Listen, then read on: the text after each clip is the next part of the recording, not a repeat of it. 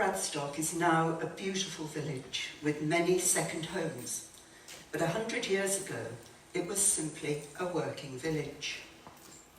It has a well-documented history, especially over the last 100 years. We have Chris Wilkinson's huge collection of original photos, Elizabeth Gale's excellent books, Richard Heinsohn's collection of postcards, the committee meeting minutes of the WI and Village Society, and the interviews and history, which are online. For detail, we can go to the church records, the village sale documents of the 1950s and the 1911 census. The village houses were numbered 1 to 101 around 1816 as part of a census following the Napoleonic Wars. Villagers used the obvious to name streets and places, and some old names linger. So, Southover is south over the river, Northover is north over the river, Norburton is North Burton, Chapel Street is now Middle Street, and Pound Lane is incorporated into Shadrach. Parish Pump was the old name for the village green, as the communal water pump was there. This photo of Grove Road is dated 1911, when our house was just a stable. And the census of that year gives us a snapshot of the village 100 years ago. It was a farming and fishing community with a chapel, a church, 2 mills, and you can see the mill chimney in the background here, 3 pubs, a school, several shops, and about a dozen cider houses, which would be just someone's front room given over to selling homemade cider. Most of the village was owned by the Pitt Rivers family. General Augustus Lane Fox Pitt Rivers inherited the name and the estate in 1880. He built the 2 late Victorian villas on the cliff as his summer residences, but he and his son only came twice a year, on rent days. He was a famous anthropologist, and his collection founded the Pitt Rivers Museum in Oxford. There were 10 farms, and in 1911, out of a population of about 600, 69 men and 4 women gave their occupation as farmer or agricultural worker. 26 men and 17 women worked in the twine factory at Flax Mill, and only 1 man gave his main occupation as fisherman. And that was Tommy Swaffield, seen inset here. One woman, Elizabeth Hutchins, aged 57, said she was a fish hawker, walking up to 15 miles inland to sell the catch because she was a single parent with a daughter to support. Most men did have boats, but this was sort of on the side, and when mackerel were sighted, there was a mad rush to the beach, with employers grudgingly accepting that workers would disappear for a few hours. The surplus fish was sold from the wall opposite Bridge Cottage. 20 women are listed as net workers working from home, braiding nets to supplement the family's income. Little changed when the war came in 1914, as most men were in reserved occupations. Some men did volunteer, and we know from the 1911 census that quite a few were in the regulars, in the Navy in particular. There was no electricity until the mid-1930s, and most houses, even at the time of the 1958 sale, had outside privies. Chamber pots were emptied into the Leat or the river, and main drains were late in coming to the village. Burton Bradstock was a village of 2 halves, the rich and the poor. And notice there's no village hall in this photo. Some lived in big houses, like the White House, and Girt House, and on farms. But the majority lived hand to mouth, like here at Five Elms, the green where Middle Street and Shadrach meet. This got worse in the war, and by 1917 the war at home was biting deep. The German U-boat blockade meant we couldn't import food, and rumours said Britain had only 3 weeks' supply of food left. The Board of Agriculture turned to the women of Britain to get them involved in growing and preserving food. The WI was founded in 1915, and on the 27th of November 1917, Burton set up its own branch, based in the old schoolroom. And this is the road by the church they would have walked down then.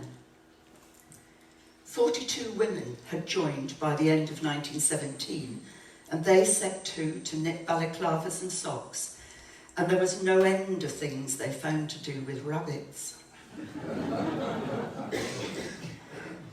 Life continued pretty much the same in the 1920s, and this slide shows Gladys Gale, the butcher's wife, the one not wearing a hat, at the village fete in 1920, selling handmade goods, and with the main attraction being the WI telling fortunes. The floral parade of 1920 down Church Street was a Burton tradition, and the Canaries were Burton Bradstock's football team, which was reformed after the war, seen here with their mascot, a dog called Jester, which the goalkeeper had brought back from India. Hythe Beach had been a summer destination since the 1880s, but Beach Road wasn't as it is now. Its development began in the early 1920s, with North Lodge, where Joan Allen now lives, being built as a toll house. A barrier was put across the road, and all visitors in any sort of vehicle had to pay threepence toll. Pedestrians were free. The left-hand side of the road was laid out in building lots, but nothing more was done for a long time, except that the toll went up to sixpence. Cars could still drive to the top of the cliff, and people could, and did, sit right on the edge of the cliffs. Horse-drawn carts took shingle and sand off the beach in what was a big business. In 1926, the council bought land from the estate and built 16 council houses along Bar Lane, all solidly built and with large gardens. In the late 1920s, Gladys Gale formed a group of friends into a concert party called the Chums. The men all dressed in blue Pierrot costumes, and they went on into the 30s to give variety concerts, first in the schoolroom with lighting from Bob Frost's car headlights, and then in the WI Hall, which was built with a stage because of the tradition in the village of providing its own entertainment. The school at this time had over 100 children on roll, taught in 2 classes, in one room, divided by a partition. The children here are wearing their father's World War I medals. The head was Mr. Howarth, and he said that because only about 84 children turned up at any one time, he could cope. The WI was still using the school for meetings, but by 1930 they had outgrown it. And if you look at this photo of our WI with the Reverend Dibner, you can see the proof of this, as they're all big women.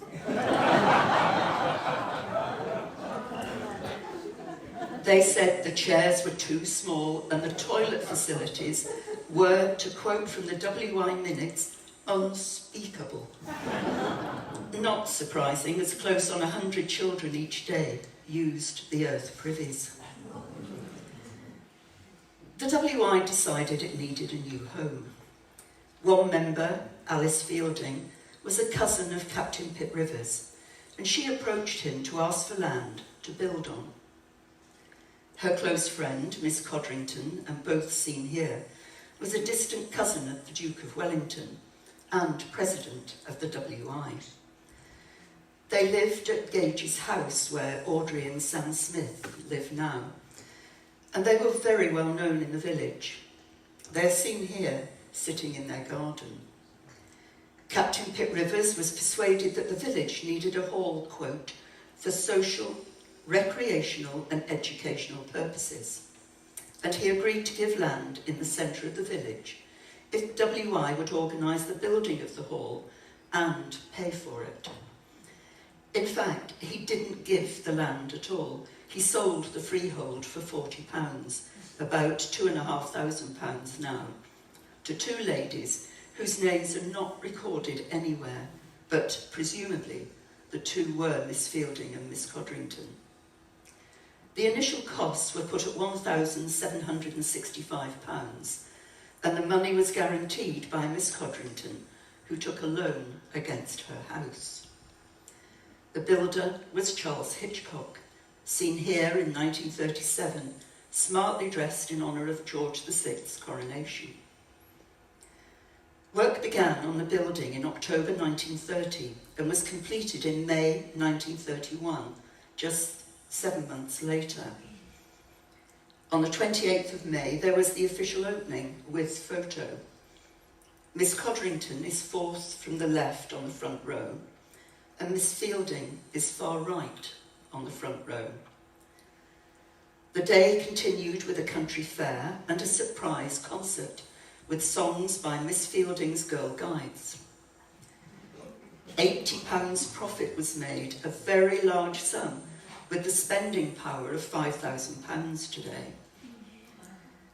The final building cost of the hall was £1,820 9 shillings, nearly £115,000 today.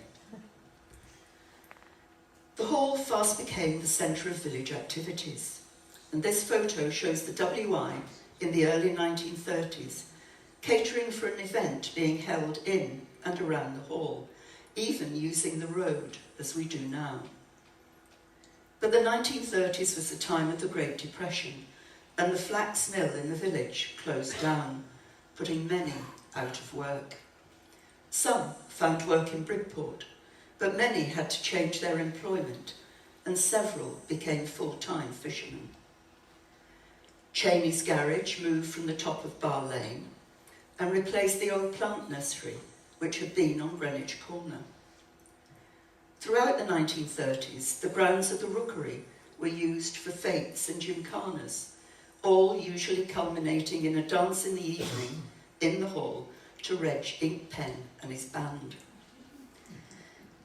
In the autumn of 1939, the hall was used as a temporary school for children evacuated from London to Burton Bradstock. The WI was given the task of meeting the trains and rehoming the evacuees. On the 26th of June 1940, the hall was requisitioned by the British Army at £80 a year. The hall had to be cleared by that night, except for the chairs. Troops under Major Bartlett moved into the village in barracks at Freshwater, Annings Lane and Bindbarrow. Later, it was discovered that 12 chairs and the stage had vanished from the hall, and it was said that soldiers had burned them as firewood. The Home Guard was formed, seen here with the Red Cross auxiliary nurses, and school children were urged to dig for victory on allotments in Annings Lane and Beach Road. In 1943, American troops moved into the village to prepare for D-Day. The GIs were welcomed with open arms, with their friendliness and gifts of candy and nylon stockings, particularly for the men. There were weekly dances in the hall, which soldiers joined in when they could. Liz Mackay, talking to GIs, was a London evacuee, and she still lives here. She says quite a few photos taken then were used for propaganda purposes, like this photo taken in the Dove, then a pub in Southover, but it says Reading on the poster behind. Others were to send back to America, showing the GIs happy and joining in village life. Liz Mackay, seen here with the pigtails, and note the chocolate in her hand, courtesy of the GIs. This photo shows the GIs at a tea party in the hall with Miss Boddy, the head at the village school. And look at the hall. It's decorated for Christmas in this photo, but not as lavishly as it is now by Richard completely over-the-top ferrying his tea.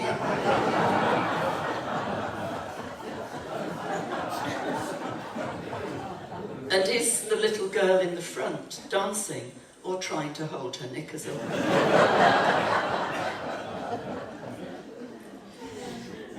Burton Bradstock returned to a quieter way of life after the war, but there were whist drives and dances in the hall most Saturday nights. Mrs. Cheney of the Red House organised these for the Red Cross, but she complained of Miss Codrington's covenant on the hall, which didn't allow alcohol. Inevitably, the young men got round this. The Three Horseshoes shut at 10:30 p.m, and then they went up to the hall, where dances went on till 11:45. Before going in, they buried bottles of beer in what is now Hilary Molesley's orchard, just outside. The first post-war show in the hall was Babes in the Wood in 1945. Joan Wood was principal boy, seen here in breeches made out of blackout material, and her daughter, Janet Guppy, is principal girl. Productions went on into the early 50s, then stopped until 1966, when the WI Drama Group revived pantos, which became once more an annual village tradition. The village looked pretty much the same. Fred Mullins ran Bridge Cottage stores. The photo inset shows the special offers, and you can see the wall opposite where the fishermen sold their surplus. Stan and Annie Williams also had a shop in the High Street, in the end cottage before the bridge, selling, among other things, fresh vegetables. The post office was to the left of the Three Horseshoes, in what is now the lounge bar of the pub. It was bought by Palmer's in the 1958 sale and made part of the pub. The main bakery by now was at Grove Mill, where Scylla and Trevor live. Rob Gale's butcher's shop was in Grove Road, and there was Mrs. Baggs's sweet shop, where James Hairdressers is now. Mr. Fuzzard's travelling bazaar still came to Burton.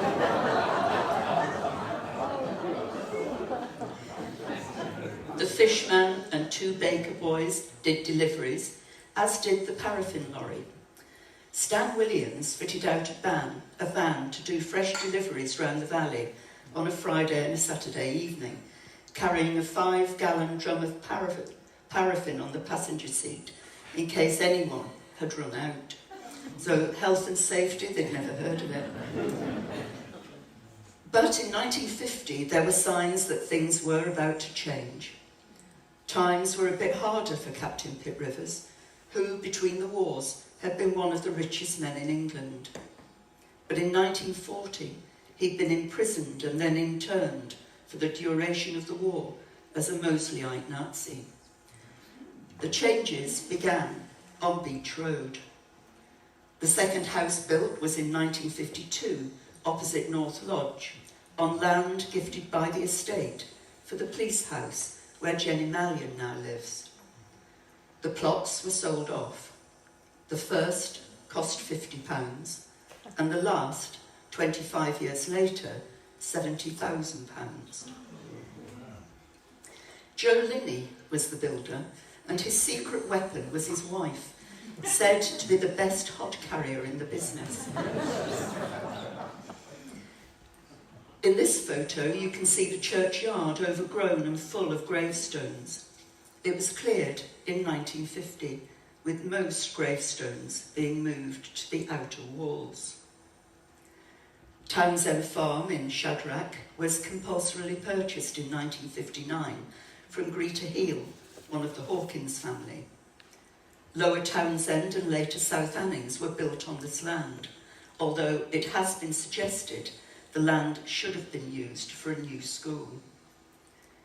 By the early 1950s, there were still 3.5 farms left in the village itself. They were Shadrach Farm, owned by Frank Bishop, and where the Hulses and the Ashmans now live. It was run mainly as a riding stables, but with fields they farmed up Shipton Lane. Another was Shadrach Dairy Farm, run by the Hawkins brothers, and the third, Manor Farm, run by Bunny Lenthal. The half was Rob Gales, the village butcher, who had 19 cows with a milking parlour in what is now Grove Orchard.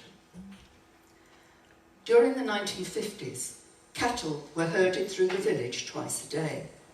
Stan Parsons, Pete Parsons' dad, and seen here, was cowman for Rob Gale, and he brought the cows through the village twice a day. 200 cows a day could pass through the high street, and Annie Williams was often to be seen taking a broom to any cows trying to eat the cabbages outside her shop by the bridge. Sometimes she would bribe the cowmen with woodbines if they would run the cows past her shop. Bunny Lenthal at Manor Farm bred his prize-winning Dorset Horn sheep, and in 1958 he created the Poll Dorset breed. Bunny was a tricky character, constantly at odds with Captain Pitt Rivers and the golf club, which had been leased out in 1891, but where Bunny had grazing rights. In 1951, he suggested fencing the greens off between the 1st of October and the 30th of June, so he could graze his sheep to increase food production. The golf club was not impressed. And by 1958, it was begging to buy the then 9-hole course, quoting from their letter to Captain Pitt Rivers, "If we can be free of Bunny Lenthal." More signs of change came when an auction of 17 cottages was announced for the 13th of June, 1951. In July, Rob Gale bought most of Grove Road. Then the retreat in the High Street was sold in October for £3,000, roughly 70,000 today. In May 1952, Derby House was auctioned for £6,250, bought by someone in Dorchester. The 2 cottages in Grove Road, where John and Vida Bull lived until recently, were sold freehold for £1,150 to John's father and grandfather. The estate was a gift for solicitors because of the complications of the holdings, which had evolved over the years. For example, number 46 in Derby Lane was put up for sale in 1951, but its second privy was let to number 47 for 4 shillings a year, and number 47 wasn't for sale. The problem with this privy kept the solicitors going until 1961, when the public sewer was installed. In December 1953, the 3 Horseshoes was sold to Palmer's, but it remained just a step up from a spit and sawdust pub until its refurbishment in 1963. The Anchor Hotel was always the posh pub. Notice there's no pavement and there are no windows in what was called the Snug, now Able Bar. In 1955, Manor Cottage, where Anne Rees lives, was sold at half its value to Mr. Howarth for £1,500, and he refused to pay more. And his standing in the village is proved by the fact that the Pitt Rivers accepted this. The estate only brought in £7,000 a year, which has a spending power of about £300,000 today. In 1957, £3,000, nearly half, was being spent just on maintenance and not improvements. The writing was on the wall, but it still came as a surprise when Captain Pitt Rivers announced in 1958 that he was selling the whole of the Burton estate, including West Bay. The big sale was July 31st and August 1st, 1958. It should have been a fortnight earlier, but the solicitor got flu, and the agent, in a pitiful PS to a letter to the solicitor, said, "I think I have mumps." And he had. Marquees were erected on the playing fields and the final act began. Preparation for the sale had been a nightmare. Fields were farmed by 2 people, but only one was named. 7 people farmed the fields on Flood Lane, including Corncraig, and householders wanted compensation for putting in electricity or indoor toilets.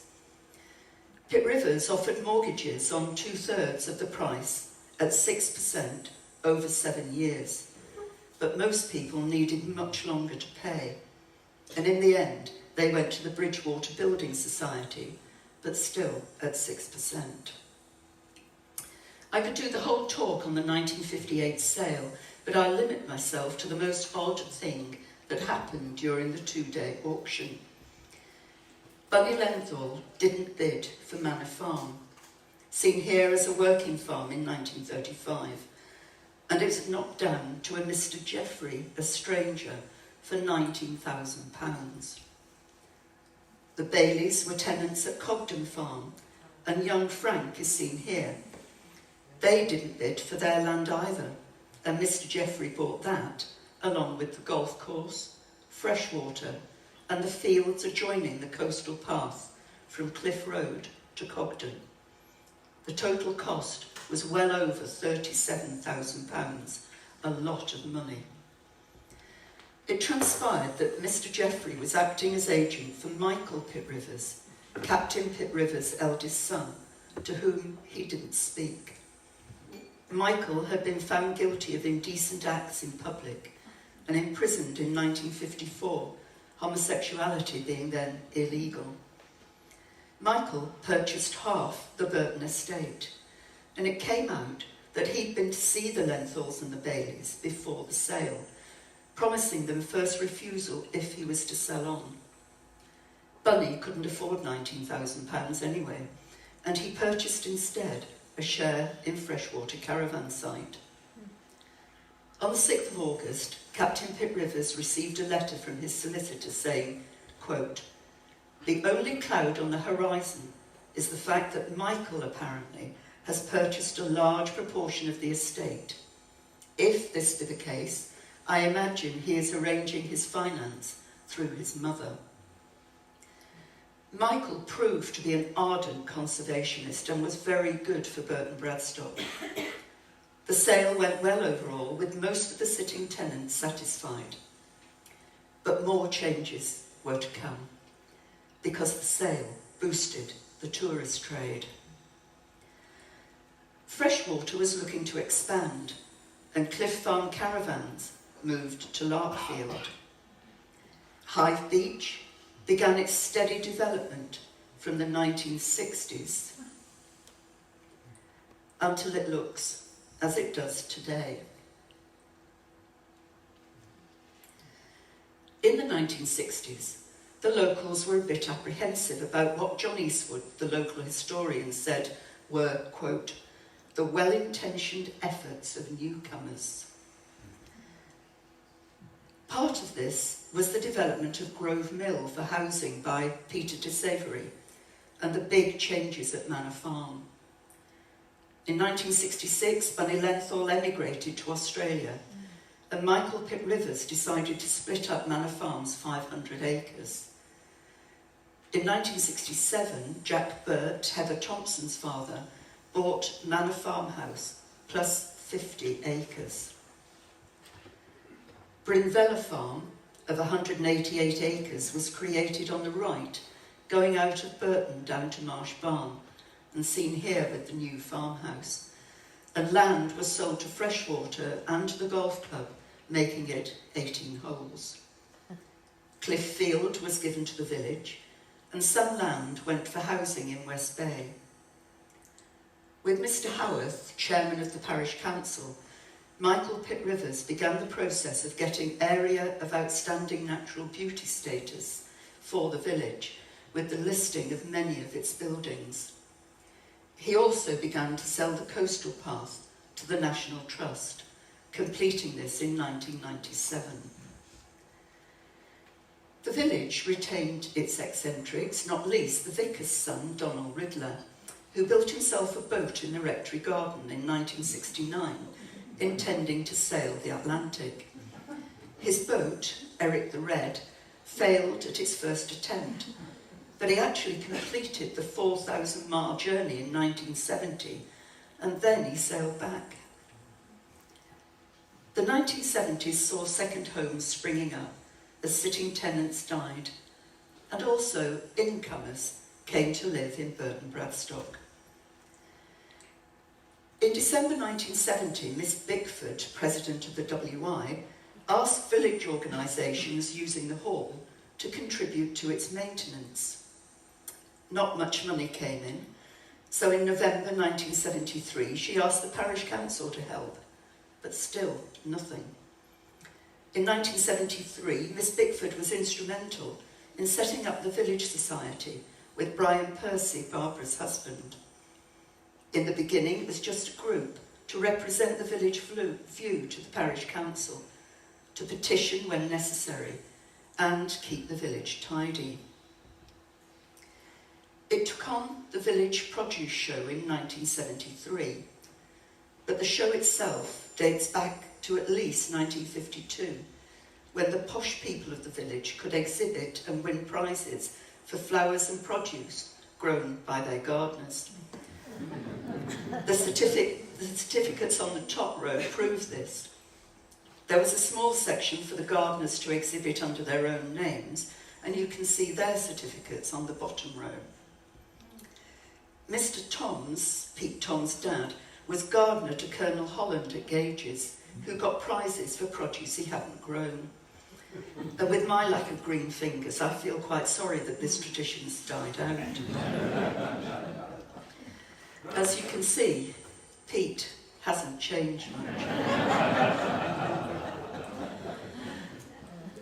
By 1976, the society had evolved with monthly meetings, presentations and outings, and as Miss Bickford was still chairman of both the WI and Village Society, the Village Society often made donations to the WI towards hall maintenance.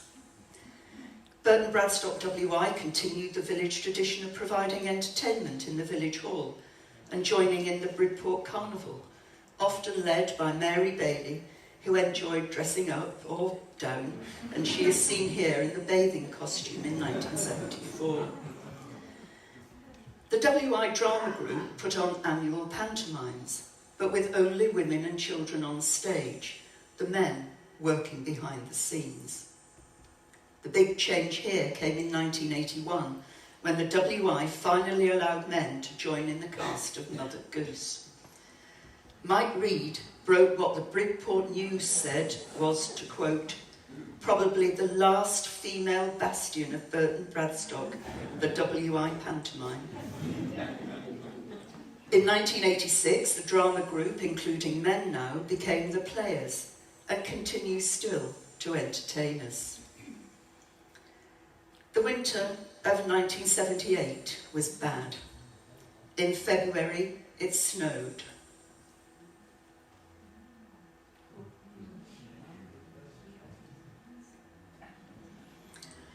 And then came the floods in May 1979. And notice Corncraig has no hedging.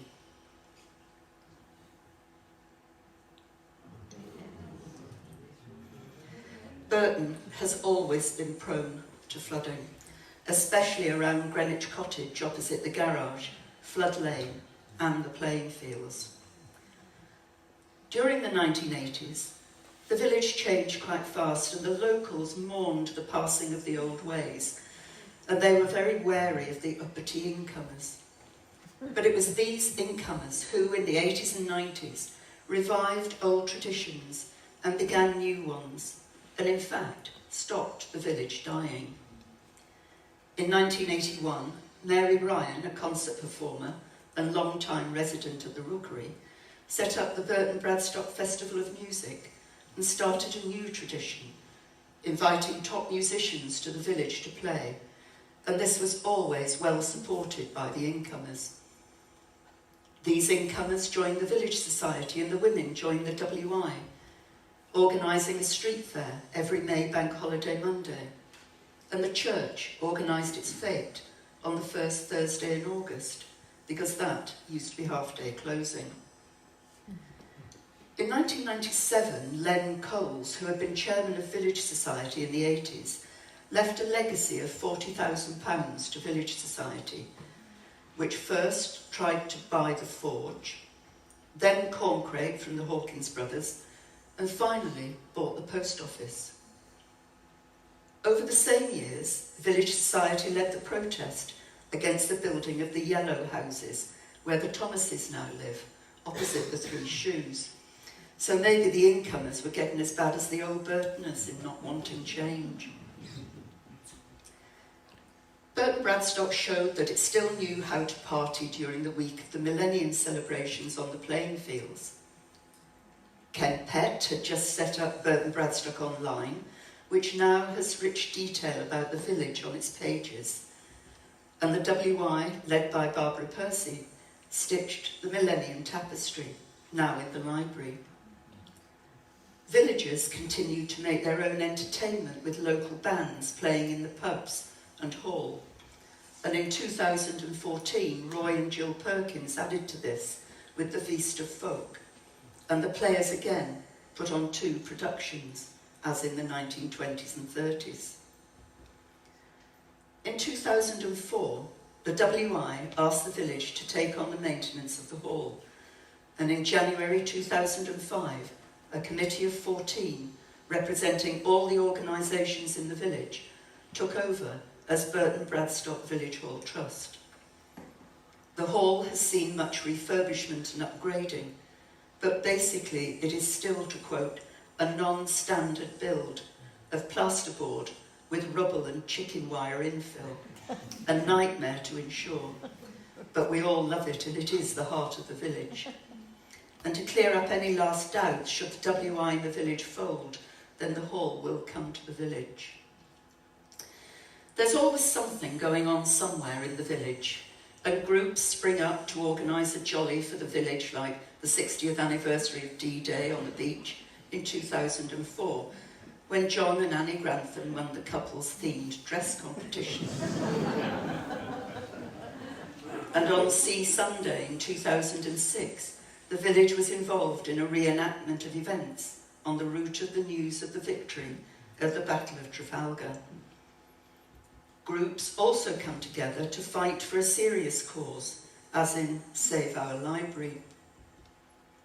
Also in 2006, there was a party on the playing fields for the opening of the new playground, constructed through another village effort at fundraising. 2012 saw the party for the Queen's Diamond Jubilee, which lasted 4 days. And David took this village photo from the top of the church tower, as you can see. He's always been a bit put out that he wasn't in the photo himself.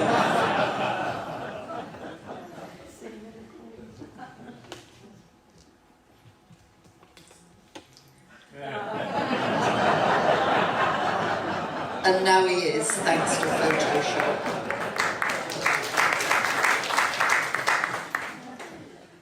In December 2013, the Red Arrows gave us a fly past.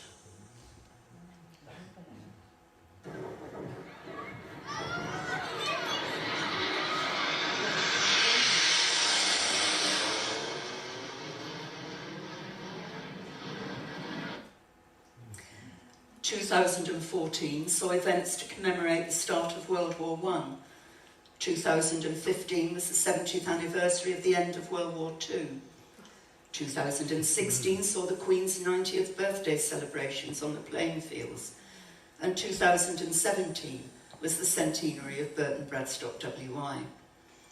And here are some photos of residents, past and present, starting with evidence of my David, Susan Paul and Peter Broomhead paying full attention to health and safety regulations.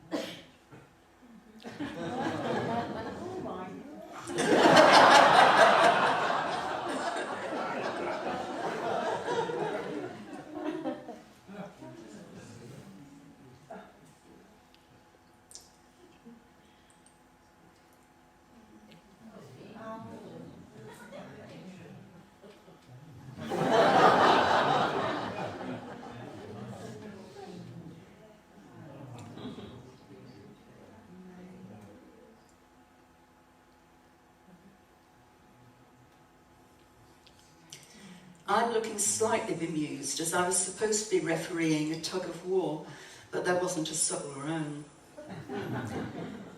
Anyone who thinks they're coming to Burton Bradstock for a quiet retirement soon gets a rude awakening.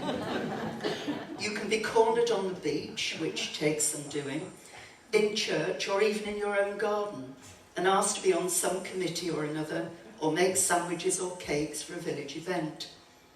Another requirement is a stash of pound coins for the raffles, and if by chance there's no raffle, you can see the confusion on people's faces.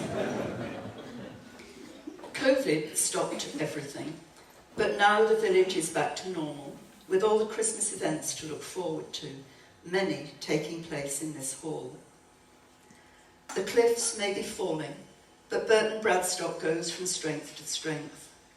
We're a village of volunteers, not least those on a Tuesday and Thursday who keep the village pristine. To me, this sums up Burton Bradstock. It is a brilliant place to live, and the sense of community makes it perfect. Before we end, let's see some recent photos taken after Storm Ciarán hit Freshwater and Hythe Beach.